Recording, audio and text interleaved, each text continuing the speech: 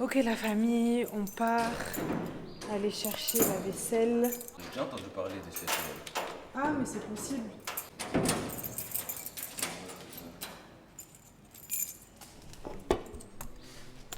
Il y a même des assiettes en forme du continent. Oui c'est ça. Ok, ouais. C'était là. Exactement. Direction la boissellerie.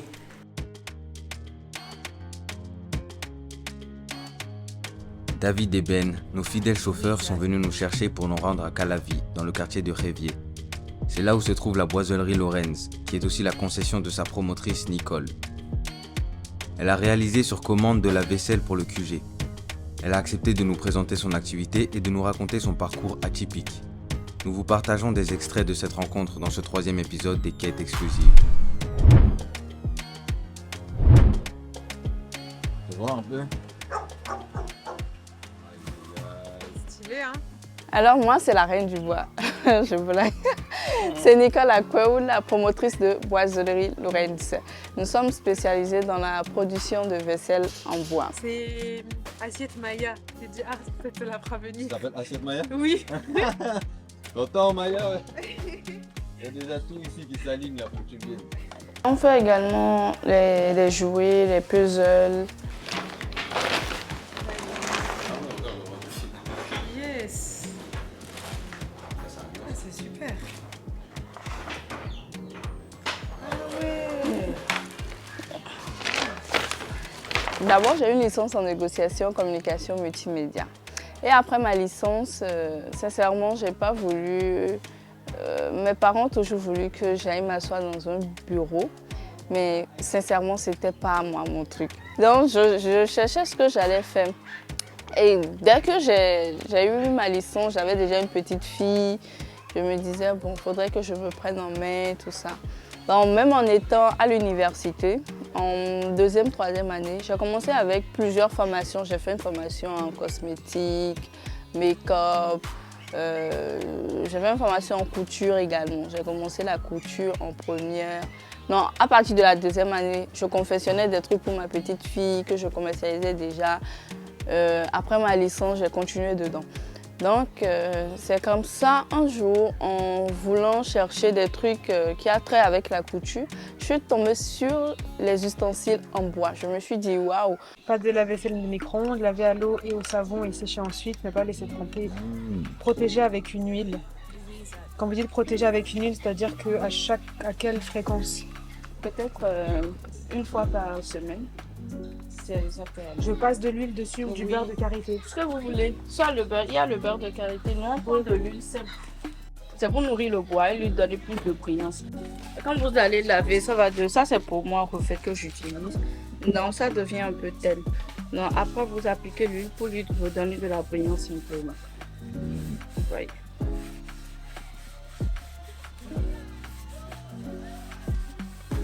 Voyez. Oh, ok. Ça devient Ah ouais, ça encore- change tout, hein. ça change. Ça s'en fout. Wow. Le bois, c'est l'entretien. Donc à chaque fois que vous faites ça, c'est à vous de voir la fréquence. D'accord, ok. Là, ça nourrit, ça le rend, une bonne durée. D'accord, longue ça durée allonge de vie. aussi sa durée. Voilà. Ok, d'accord, super. J'ai demandé à une amie où je peux trouver, parce que je trouvais ça beau en fait, où je peux trouver ces ustensiles en bois. On a cherché dans tout Cotonou, on n'a pas trouvé. J'ai dit, ah waouh, comment je peux, des trucs comme ça, comment ça se fait? Et au début, je commandais ça chez les artisans, j'avais plusieurs artisans.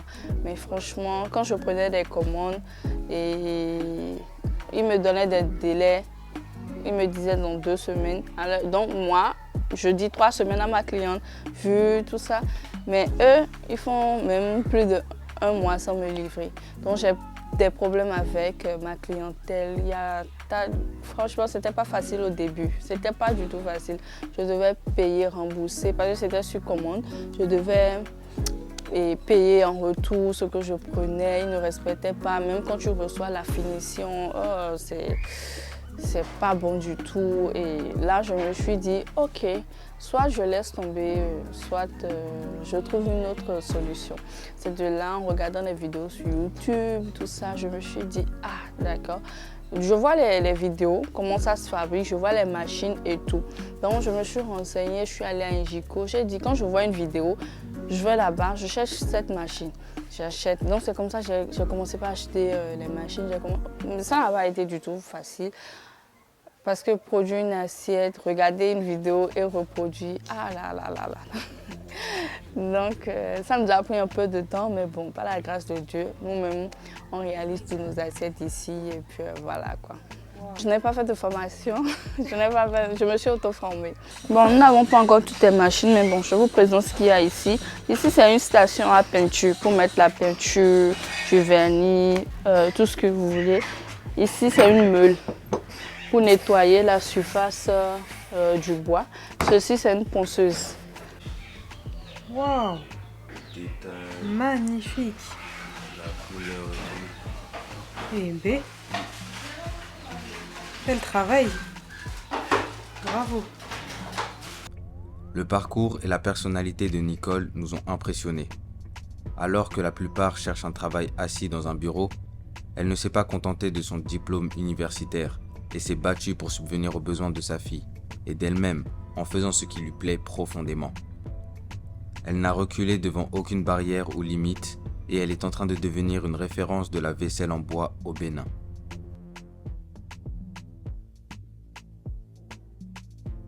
Dans le reportage, nous vous emmènerons avec nous pour suivre tout le processus de création, du bois au résultat final. Pour vous donner un avant-goût, nous vous partageons une surprise que Nicole nous a faite lors de notre première rencontre. M-E-2-L. Comme Nicole. Ah d'accord. C'est Né. Nelly. Ok. Et vous pouvez mettre Afro-Chronique au lieu de Nelly. Afro. Afro-Chronique. Bon, vous pouvez l'écrire.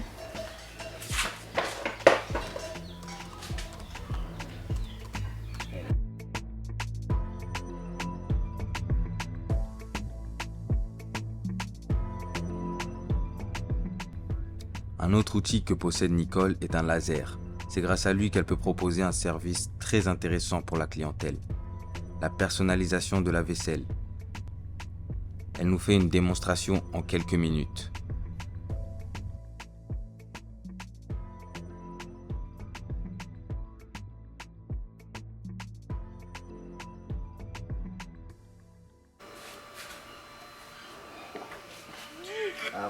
Je sais pas si vous voulez aller voir. Ouais, c'est ça en faux.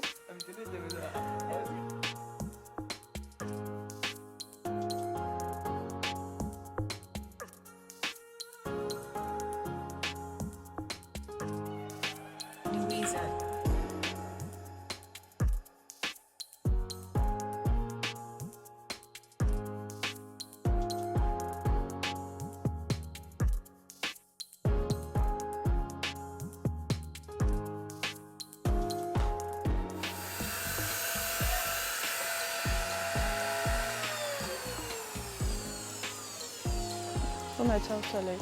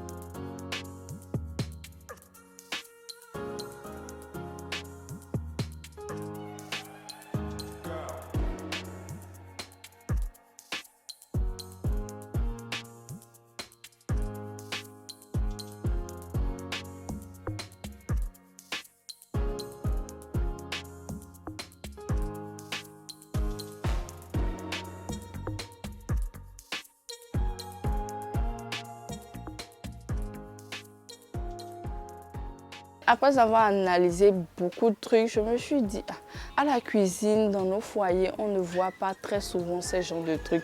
Donc on a la soupière avec les couverts, les pots. Ça s'appelle soupière.